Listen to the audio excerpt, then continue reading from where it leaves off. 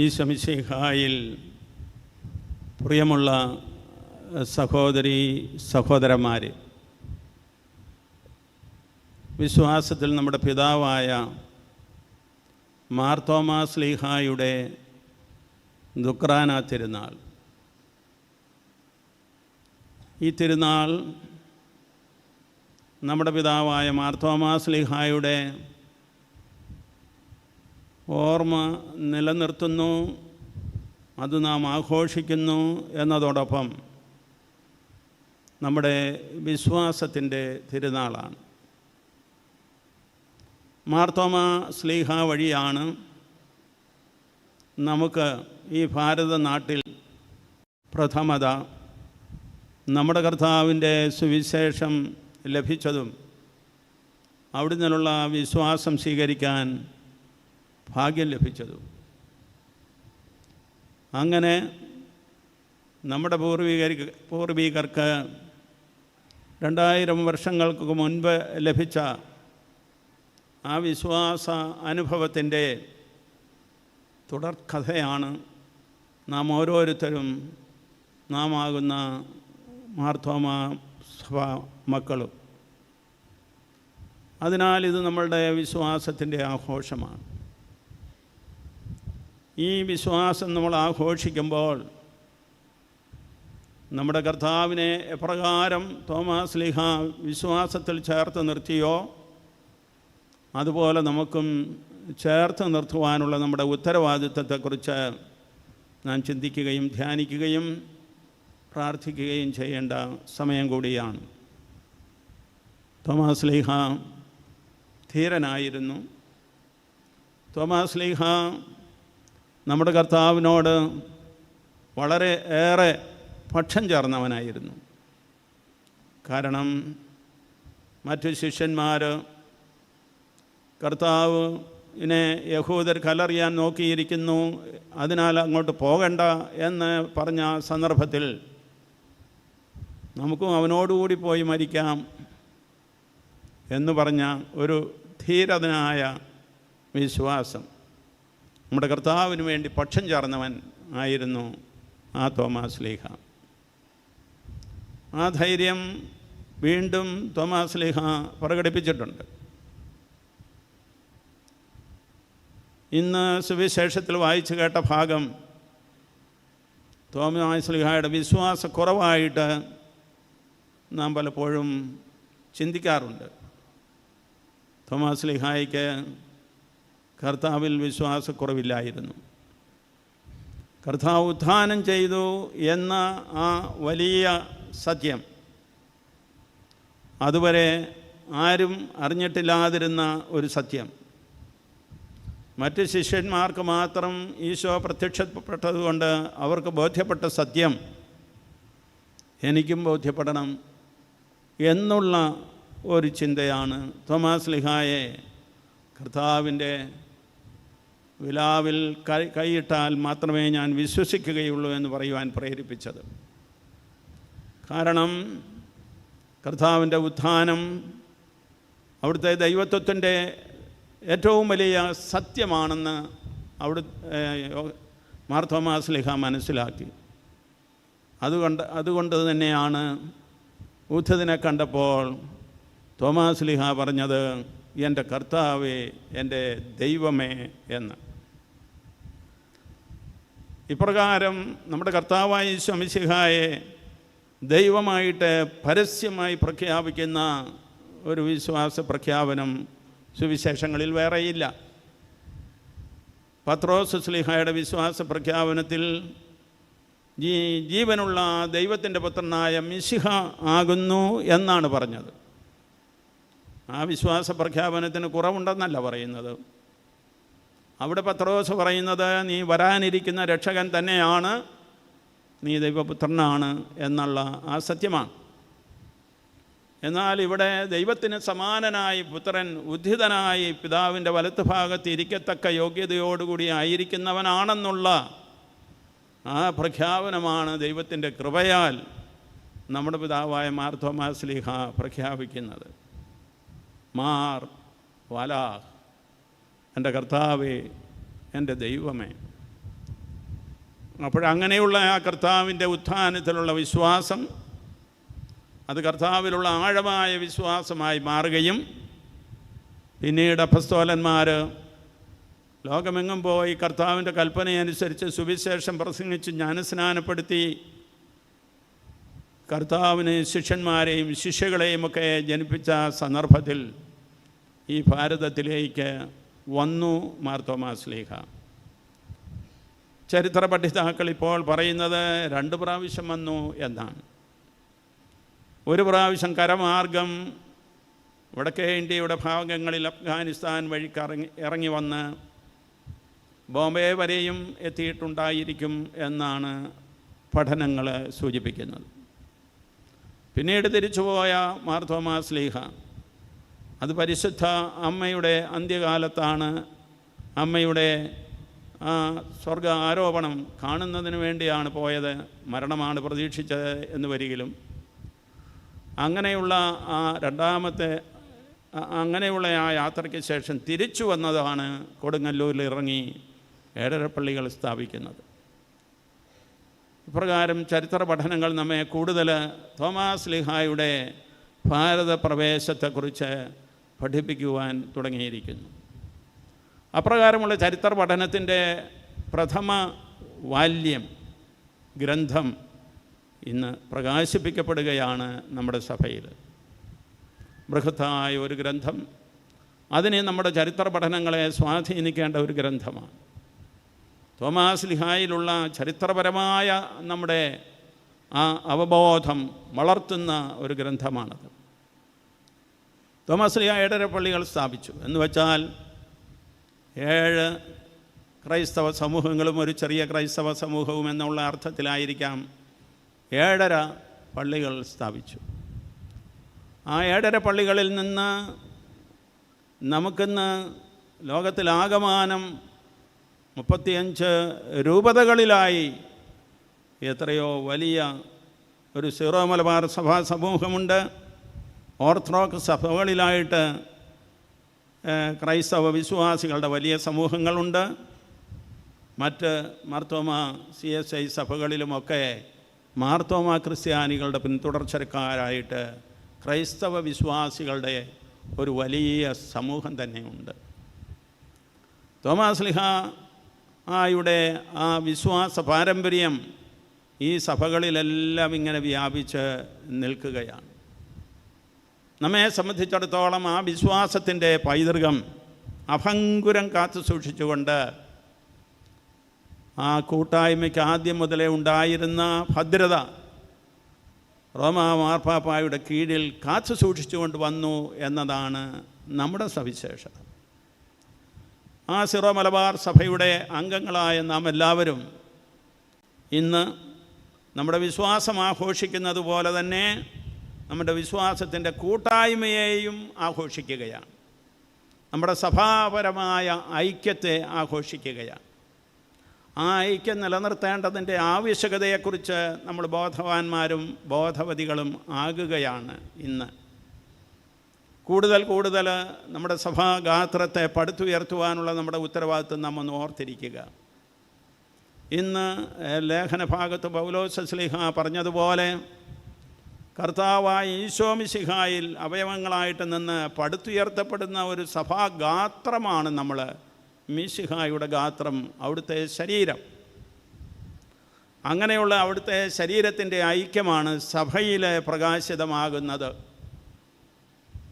തോമാ ശ്ലീഹായിലൂടെ നാം സ്വീകരിച്ച നമ്മുടെ കർത്താവിലുള്ള വിശ്വാസം, അവിടുത്തെ ഉത്ഥാന രഹസ്യത്തിലുള്ള നമ്മുടെ വിശ്വാസം, അതിന്ന് നമുക്ക് അനുഭവവേദ്യമായി തീരുന്നത് ഈ സഭാഗാത്രത്തിൻ്റെ കൂട്ടായ്മയിലാണ്. പൗലോസ് ശ്ലീഹായുടെ ലേഖനങ്ങളിൽ അദ്ദേഹം മനുഷ്യനെ കാണുന്നത് ബാഹ്യമനുഷ്യനും ആന്തരിക മനുഷ്യനുമായിട്ടാണ്. ബാഹ്യമനുഷ്യൻ എന്ന് പറയുമ്പോൾ നാമൊക്കെ കാണുന്ന നമ്മുടെ ശരീരത്തോടു കൂടിയുള്ള അവസ്ഥ. ആന്തരിക മനുഷ്യൻ എന്ന് പറയുമ്പോൾ നമ്മുടെ ആത്മാവിൽ നാം അനുഭവിക്കുന്ന ദൈവപുത്ര സ്ഥാനത്തോടു കൂടിയുള്ള നമ്മുടെ ആ അവസ്ഥ. ഈ 2 അവസ്ഥകളും കൂടി ചേർന്നതാണ് നമ്മുടെ മാനുഷികമായ അസ്തിത്വം. മാമോദീസായ്ക്ക് ശേഷം പ്രിയമുള്ളവരെ, അങ്ങനെയുള്ളവരായ നമ്മൾ നമ്മുടെ കർത്താവിനോട് ചേർന്ന് സഭാഗാത്രമായി പണിതുയർത്തപ്പെട്ടുകൊണ്ടിരിക്കുകയാണ്.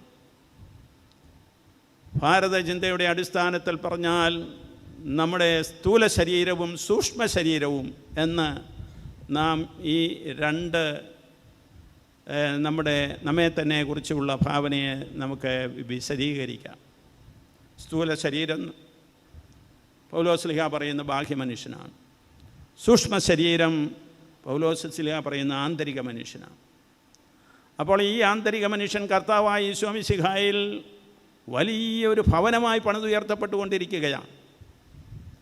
തോമാസ്ലീഹ ഒരു തച്ചനായിരുന്നു എന്നും ആ തച്ചൻ്റെ പണി ഈ ലോകത്തിൽ അദ്ദേഹം സ്വയമേവ ചെയ്തു എന്നും ഒരുപക്ഷേ അപ്രകാരം ഇവിടെ ചെയ്യുവാൻ മറ്റുള്ളവരെ പ്രേരിപ്പിച്ചിരിക്കാമെന്നും ഒക്കെ നമുക്ക് ഊഹിക്കാം. ഗൊണ്ടഫർ രാജാവ് കൊട്ടാരം പണിയാൻ ആവശ്യപ്പെട്ടപ്പോൾ സ്വർഗത്തിലാണ് എൻ്റെ കൊട്ടാരമെന്ന് പറഞ്ഞ തോമാസ്ലീഹ അന്ന് അദ്ദേഹം തച്ചനാണെന്ന് അറിയപ്പെട്ടത് കൊണ്ടായിരിക്കുമല്ലോ തീർച്ചയായിട്ടും കൊട്ടാരം പണിയാൻ പറഞ്ഞു. പക്ഷേ അദ്ദേഹം പണിത കൊട്ടാരം നാമാകുന്ന സഭാഗാത്രമാണ്. 7 പള്ളികളിലൂടെ ഉണ്ടായിരുന്ന ആ സഭാഗാത്രത്തെ തോമാസ്ലീഹ പണിതു എന്ന് വരികിൽ ഇന്ന് ആ സഭാഗാത്രം വളർന്ന് പന്തലിച്ച് ഒരു ആഗോള യാഥാർത്ഥ്യമായി തീർന്നിരിക്കുകയാണ്. അങ്ങനെയുള്ള ആ മാർത്തോമാ ക്രിസ്ത്യാനികളുടെ സഭയുടെ കൂട്ടായ്മ, പ്രിയമുള്ളവരെ, സ്ഥൂല ശരീരത്തിലും സൂക്ഷ്മ ശരീരത്തിലും ആന്തരിക മനുഷ്യനിലും ബാഹ്യ മനുഷ്യനിലും ഒരുപോലെ വളർന്നു വന്നിരിക്കുകയാണ്. ഇനിയും വളരണം. സൂക്ഷ്മ ശരീരത്തിൽ അല്ലെങ്കിൽ ആന്തരിക മനുഷ്യനിൽ നമുക്ക് വളരാനുള്ള സന്ദർഭമാണ് തിരുവചനം, കൂദാശകൾ, വിശുദ്ധ കുർബാന അർപ്പണം, മറ്റ് കൂദാശകളുടെ അർപ്പണം, യാമപ്രാർത്ഥനകൾ, നമ്മുടേതായ വ്യക്തി പ്രാർത്ഥനകൾ, സമൂഹ പ്രാർത്ഥനകൾ, ഭക്തികൾ എല്ലാം. ഇവയെല്ലാം കൂടെ ചേരുമ്പോഴാണ് നമ്മുടെ ആന്തരിക മനുഷ്യൻ വളർന്നു വരുന്നത്.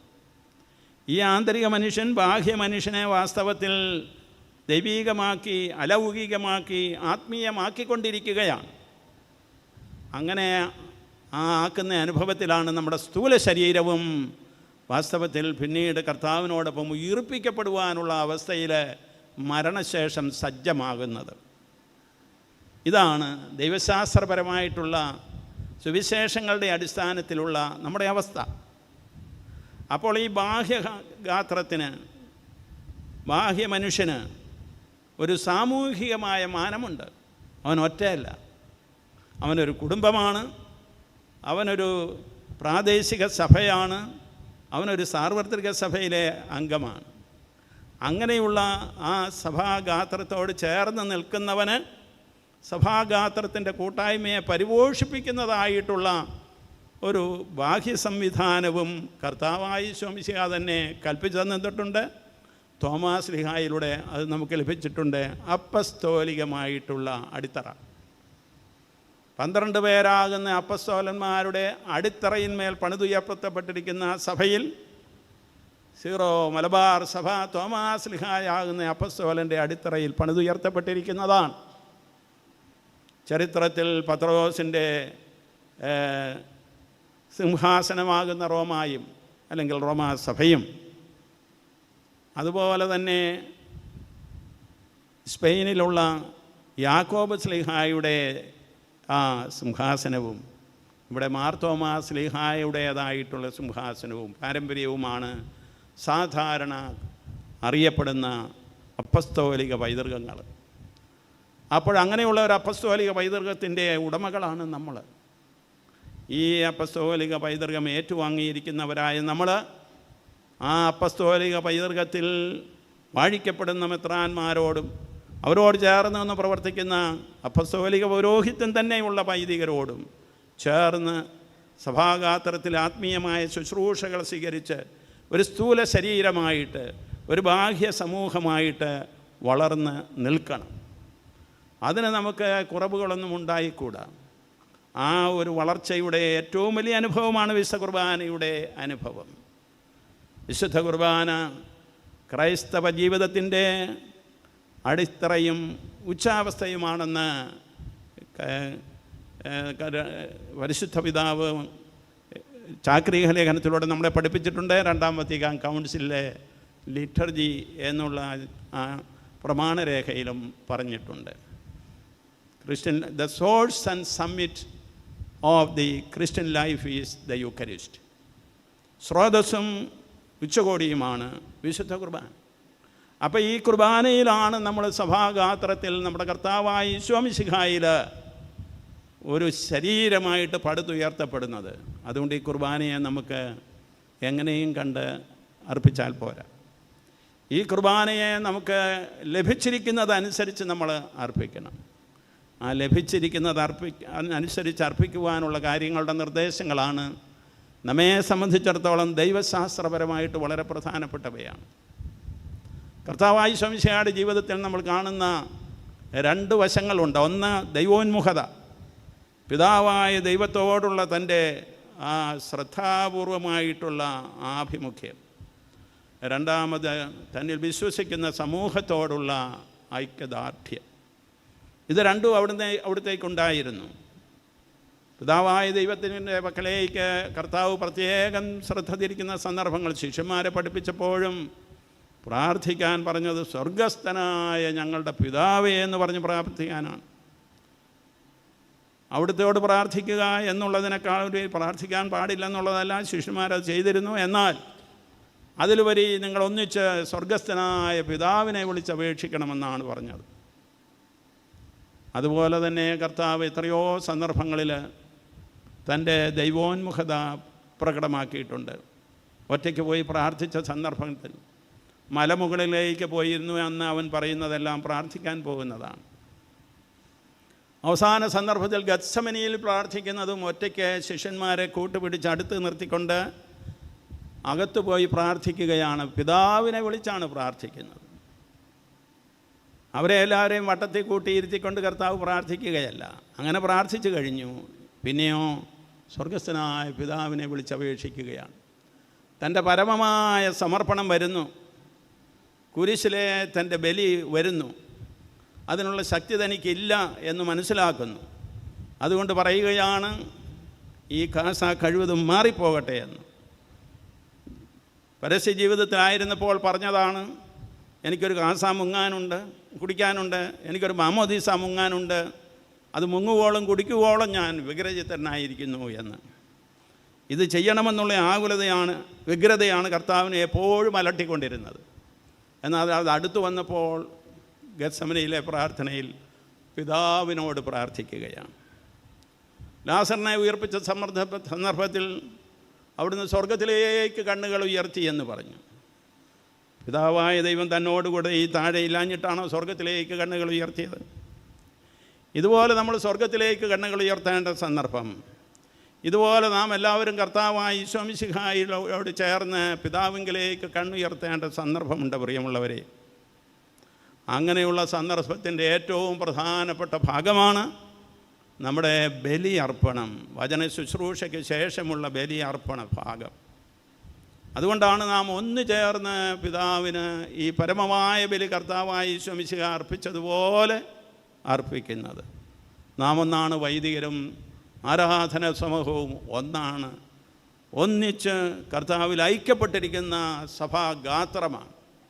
ഈ സഭാഗാത്രത്തിൽ മറ്റൊരു വിടവില്ല. ഒന്ന് ചേർന്ന് കർത്താവായ ഈശോ മിശിഹായോട് ചേർന്ന് നമ്മൾ ഈ ബലി അർപ്പിക്കുകയാണ്. അതുകൊണ്ടാണ് ആ അർപ്പണ ഭാഗത്ത് നമ്മൾ മദ്ബഹായിൽ പ്രവേശിച്ച് കുരിശിന് അഭിമുഖമായി നിന്നുകൊണ്ട് പ്രാർത്ഥിക്കും. കുരിശിൽ കിടന്ന കർത്താവ് പോലും പിതാവിനെ വിളിച്ചാണ് ആത്മസമർപ്പണം നടത്തിയത്. പിതാവേ, ഇവർ ചെയ്യുന്നത് എന്തെന്നറിയായാൽ ഇവരോട് ക്ഷമിക്കണമേ. ലോകത്തിന് വേണ്ടിയുള്ള പാപമോചനം കർത്താവ് പ്രാർത്ഥിച്ചു പിതാവിനോട്. അതുപോലെ തന്നെ പറയുകയാണ്, പിതാവേ, അങ്ങയുടെ തൃക്കരങ്ങളിൽ എൻ്റെ ആത്മാവിനെ സമർപ്പിക്കുന്നു. മനുഷ്യത്വത്തിൽ നമ്മുടെ രക്ഷ സാധിച്ച കർത്താവ് തന്നെ പൂർണ്ണമായിട്ട് പിതാവിന് സമർപ്പിക്കുകയാണ്. ഈ സമർപ്പണമാണ് നമ്മൾ നിർവഹിക്കുന്നത്. ഇത് നമ്മൾ അങ്ങോട്ടും ഇങ്ങോട്ടും നോക്കിക്കൊണ്ട് ചെയ്യേണ്ട കാര്യമല്ല. ഇത് നാം ഒന്നായിട്ട് പിതാവായ ദൈവത്തിന് സമർപ്പിക്കേണ്ടത്. ഇതാണ് നമ്മുടെ സഭാ കൂട്ടായ്മയുടെ ഏറ്റവും വലിയ സത്യം. ഇതാണ് കർത്താവായ യേശു മിശിഹ അപ്പസ്തോലിക പൗരോഹിത്യത്തിലൂടെ ഈ സഭയിൽ നൽകിയിട്ടുള്ളത്. ഈ സഭാഗാത്രത്തെ പടുത്തുയർത്തുവാനുള്ള നേതൃത്വ ശുശ്രൂഷ പൗരോഹിത്യത്തിൻ്റെ ആ ദൗത്യം. നാമെല്ലാവരും മാമോദീസായിലൂടെ കർത്താവ് ഈ ലോകത്തിൻ്റെ മേൽ നേടിയ രാജത്വപരമായ പാപത്തിന്മേലും തിന്മയുടെ മേലുമുള്ള തൻ്റെ ആധിപത്യത്തെ ഉറപ്പിക്കുന്ന രാജത്വത്തിൽ പങ്കുചേരുന്നവരാണ്. എല്ലാ ക്രൈസ്തവരും ആ പൗരോഹിത്യമുള്ളവരാണ്. ആ രാജപൗരോഹിത്യവും അല്ലെങ്കിൽ രാജകീയ പൗരോഹിത്യവും നമ്മുടെ വൈദികരുടെയും മേധധ്യക്ഷന്മാരുടേതും മെത്രാന്മാരുടേതുമായിട്ടുള്ള ശുശ്രൂഷ പൗരോഹിത്യവും ഒന്ന് ചേർന്ന് ഇതാ കർത്താവിനോട് ചേർന്ന് സമഞ്ജസമായി സമ്മേളിക്കുന്ന ആരാധനാ സമൂഹം ഈ ബലിയർപ്പിക്കുന്നു. ഇതാണ് സഭയുടെ രഹസ്യം. ഇവിടെ ഈ വിശുദ്ധ കുർബാനയിൽ സംഗതമായി തീരുന്നു, അർത്ഥവത്തായി തീരുന്നുവെന്ന് സഭ പഠിപ്പിക്കുന്നതിൻ്റെ അർത്ഥം. The source and summit of Christian life is the holy Eucharist. ഈ ചിന്തകൾ നമ്മുടെ മനസ്സിൽ സൂക്ഷിക്കാൻ പ്രിയമുള്ളവരെ. മാർ തോമാസ് ശ്ലീഹായുടെ 7 പള്ളികളിൽ നിന്ന് ഒരു പള്ളിയായിട്ടുള്ള പാലയൂരിൽ ക്രൈസ്തവ സമൂഹം വർദ്ധിച്ചപ്പോൾ 4 കുടുംബങ്ങൾ ഇങ്ങോട്ട് തെക്കോട്ട് വന്ന് ഈ കുറവലങ്ങാട് താമസിച്ചതായിട്ടാണ് ചരിത്രം നമ്മളെ പഠിപ്പിക്കുന്നത്. കള്ളി, കാളികാവ്, ശങ്കരപുരി, പാലോമറ്റം. അപ്പോൾ അങ്ങനെയുള്ള ആ 4 കുടുംബങ്ങളുടെ ഈറ്റില്ലമായി തീർന്ന വിശ്വാസത്തിൻ്റെ വളർച്ച നടന്ന ഈ കുറവലങ്ങാട് എത്രയോ ഭാഗ്യവതിയാണ്. അതുകൊണ്ട് തന്നെയാണ് അച്ഛൻ ഈ കുറവലങ്ങാടിനുള്ള മഹത്വം മനസ്സിൽ സൂക്ഷിച്ചുകൊണ്ട് ആമുഖവാക്കുകൾ പറഞ്ഞത്. അച്ഛൻ്റെ കൃത്യമായ വാക്കുകൾക്ക് നന്ദി. പ്രിയമുള്ളവരെ, അങ്ങനെയുള്ള കുറവലങ്ങാടിൻ്റെ ഈ വിശ്വാസ പാരമ്പര്യം മാർ തോമാസ് ശ്ലീഹായോട് ചേർന്ന്, മുത്തിയമ്മയെന്ന് നിങ്ങൾ പറയുന്ന പരിശുദ്ധ അമ്മയോട് ചേർന്ന്, കർത്താവായ യേശു മിശിഹായുടെ രക്ഷാകര രഹസ്യത്തിന് ഏറ്റവും അധികം കൂട്ടുനിന്ന അമ്മയോട് ചേർന്ന് നിങ്ങൾ അനുദിനം അനുഭവിച്ചുകൊണ്ടിരിക്കുകയാണ്. നിങ്ങൾ ഭാഗ്യപ്പെട്ടവരാണ്. അപ്പോൾ അതുകൊണ്ട് ഈ ഭാഗ്യം നിങ്ങളൊന്നും കാത്തു സൂക്ഷിക്കണം. നിങ്ങളുടെ ഈ മഹത്വം മനസ്സിലാക്കിക്കൊണ്ട്, നിങ്ങളുടെ ഈ ചരിത്ര പാരമ്പര്യത്തിൻ്റെ അർത്ഥം ഗ്രഹിച്ചുകൊണ്ടാണ് നമ്മുടെ സഭയുടെ സിനഡ് ആദ്യമായിട്ട് മേജർ ആർക്കി എപ്പിസ്കോപ്പൽ ചർച്ചസ് രൂപീകരിച്ച സന്ദർഭങ്ങളിൽ അപ്രകാരമുള്ള തീർത്ഥാടന ദേവാലയങ്ങൾ സ്ഥാപിച്ച കൂട്ടത്തിൽ ഈ മേജർ ആർക്കി എപ്പിസ്കോപ്പൽ ദേവാലയമായിട്ട് ഈ മാർത്തമറിയം ആർക്കതിയാക്കോൻ പള്ളിയെ ഉയർത്തിയത്. ആദ്യമായിട്ട് മേജർ ആർക്കി എപ്പിസ്കോപ്പൽ പദവി സ്വീകരിച്ച പള്ളി, ആദ്യമായിട്ട് വികാരി ആർച്ച് പ്രീസ്റ്റായ പള്ളി, ഇത് 2ാമത്തെ ആർച്ച് പ്രീസ്റ്റാണ്. അപ്പോഴങ്ങനെയുള്ള നിങ്ങളുടെ ഈ വിശ്വാസത്തിൻ്റെ നേതൃത്വം നിങ്ങളൊരിക്കലും വിട്ടുകളയരുത്. നിങ്ങളുടെ വിശ്വാസത്തിലുള്ള ഈ ശക്തമായ ധീരമായ തോമാസ് ശ്ലീഹായ്ക്കടുത്ത ആ ശക്തി ഒരിക്കലും നിങ്ങൾ വിട്ടുകളയരുതെന്ന് മാത്രമല്ല, നിരന്തരം പരിപോഷിപ്പിച്ച് നമ്മുടെ ഈ കുഞ്ഞുമക്കളിലൂടെയും യുവാക്കന്മാരിലൂടെയും അവരൊക്കെ എവിടെയൊക്കെ പോയാലും അവിടെയെല്ലാം ഈ വിശ്വാസം ഉദ്ഘോഷിക്കത്തക്ക രീതിയിൽ ശക്തമായിട്ട് നിങ്ങൾ ഒരു ക്രൈസ്തവ സമൂഹമായി നിലകൊള്ളണമെന്ന് ഈ സന്ദർഭത്തിൽ ഞാൻ നിങ്ങളെ അനുസ്മരിക്കുകയാണ്. അടുത്തയിടെയും നിങ്ങൾ ക്രൈസ്തവ സഭാ മേലധ്യക്ഷന്മാരുടെ സമ്മേളനം നടത്തി. അതിനു മുമ്പ് 2 വർഷം മുമ്പ് ഒരു വലിയ മഹാസമ്മേളനം നടത്തി. തുടരണം. ഇതുപോലുള്ള ഗവേഷണങ്ങളും പഠനങ്ങളുമെല്ലാം കുറവലങ്ങാട്ട് തുടരണം. ഈ സിറോ മലബാർ സഭയ്ക്ക് ശക്തി പകർന്നുകൊണ്ട്, മാർ തോമാസ് ശ്ലീഹായുടെ പാരമ്പര്യത്തിലുള്ള സഭകൾക്ക് ശക്തി പകർന്നുകൊണ്ട് കുറവലങ്ങാട് ഇനിയും പഠനത്തിൻ്റെയും ഗവേഷണത്തിൻ്റെയും പ്രാർത്ഥനയുടെയും ആരാധനയുടെയും ക്രൈസ്തവ കൂട്ടായ്മയുടെയും എല്ലാം ശക്തമായ ഒരു നിദർശനമായിട്ട് നിൽക്കണം. നിങ്ങൾ ഇവിടെ കുടുംബ കൂട്ടായ്മകൾ അതിഗംഭീരമായ രീതിയിൽ നടത്തുന്നുണ്ട്. 2 പ്രാവശ്യം ഞാൻ നിങ്ങളുടെ കുടുംബ കൂട്ടായ്മ മഹാസമ്മേളനത്തിൽ സംബന്ധിച്ചിട്ടുണ്ട്. അന്നൊക്കെ ഞാൻ ആന്തരികമായിട്ട് വളരെയേറെ സന്തോഷിച്ചതിനായ നിമിഷങ്ങളായിരുന്നു. അതേക്കുറിച്ച് ഞാൻ മറ്റ് സ്ഥലങ്ങളിലും പറഞ്ഞിട്ടുണ്ട്. പ്രിയമുള്ളവരെ, നമ്മുടെ നന്മ അപ്രകാരം നമ്മിലൂടെയും നമ്മുടെ ഈ ഇടവകയിലൂടെയും പാലാരൂപതയിലൂടെയും സഭാ സമൂഹം മുഴുവനിലേക്കും വ്യാപിക്കുവാനിടയായി തീരട്ടെ എന്ന് ഞാൻ ആശംസിക്കുന്നു, പ്രാർത്ഥിക്കുന്നു. ഒരു സഭയിൽ ചില രൂപതകൾക്ക്, ചില പ്രാദേശിക സഭകൾക്ക് പ്രവാചക ധീരത ഉണ്ടാകണം. കാരണം വിശ്വാസത്തിൻ്റെ പാരമ്പര്യം അവരെ അതിന് നിർബന്ധിക്കുന്നു. അവർക്ക് ലഭിച്ചിരിക്കുന്ന പാരമ്പര്യത്തിൻ്റെ ആഴമനുസരിച്ച് പ്രവാചക ധീരതയോടുകൂടെ സഭയ്ക്കും സമൂഹത്തിനും നേതൃത്വം കൊടുക്കുവാൻ മുന്നോട്ട് വരണം. അതിൽപ്പെട്ടവരാണ് നിങ്ങൾ. അതുകൊണ്ട് നിങ്ങളത് ഇനിയും കൂടുതൽ ഊർജ്ജസ്വലമായി നിർവഹിക്കുവാൻ ഇടയാകട്ടെ എന്ന് ഞാൻ പ്രാർത്ഥിക്കുന്നു. നമ്മുടെ ഈ റാസയുടെ മധ്യത്തിലുള്ള തിരുവചന പ്രഘോഷണമായതുകൊണ്ട് ഇനിയും ഞാൻ ദീർഘിപ്പിക്കുന്നില്ല. കാരുണ്യവാനായ കർത്താവ് നമ്മെ അനുഗ്രഹിക്കട്ടെ. ഈ മാർത്തോമാ ശ്ലീഹായുടെ തിരുനാളിൻ്റെ മംഗളങ്ങൾ ഞാൻ നിങ്ങൾക്ക് ഓരോരുത്തർക്കും, നിങ്ങളുടെ കുടുംബങ്ങൾക്കും, നിങ്ങളുടെ കുടുംബ കൂട്ടായ്മകൾക്കും, നിങ്ങളുടെ ഇടവക മുഴുവനും, നിങ്ങളുടെ ഈ ഫൊറോനായിക്കും പാലാ രൂപതയ്ക്കും ഞാൻ നേരുകയാണ്. അഭിമന്യ പിതാവ് പ്രത്യേകം നിർദ്ദേശിച്ചതുകൊണ്ട് കൂടിയാണ് ഞാൻ ഇവിടെ വന്നത്. അതുകൊണ്ട് ജോസഫ് കല്ലറിങ്ങാട്ട് പിതാവിനോടും ബഹുമാനപ്പെട്ട ആർച്ച് പ്രീസ്റ്റ് അഗസ്റ്റിൻ കുട്ടിയാനി അച്ഛനോടും മറ്റു ബഹുമാനപ്പെട്ട അച്ഛന്മാരോടും കൈക്കാരന്മാരോടും പള്ളിക്കമ്മിറ്റിയോടും അതുപോലെ തന്നെ കുടുംബ കൂട്ടായ്മകളോടും സൺഡേ സ്കൂൾ അധ്യാപകരോടും പ്രിയപ്പെട്ട കുഞ്ഞുങ്ങളോടും യുവതി യുവാക്കളോടും എല്ലാവരോടുമുള്ള എൻ്റെ സ്നേഹവും എൻ്റെ വിശ്വാസത്തിലുള്ള കൂട്ടായ്മയും ഞാൻ അറിയിക്കുന്നു. കാരുണ്യവാനായ കർത്താവ് നമ്മെ എല്ലാവരെയും അനുഗ്രഹിക്കട്ടെ. ഇതുവരെയും നിങ്ങൾ സഭയ്ക്ക് വേണ്ടി പ്രാർത്ഥിച്ചതുപോലെ തുടർന്നും പ്രാർത്ഥിക്കണം. എളിയവനായ എനിക്ക് വേണ്ടിയും പ്രാർത്ഥിക്കണം. പിതാവിൻ്റെയും പുത്രൻ്റെയും പരിശുദ്ധാത്മാവിൻ്റെയും നാമത്തിൽ ആമേൻ.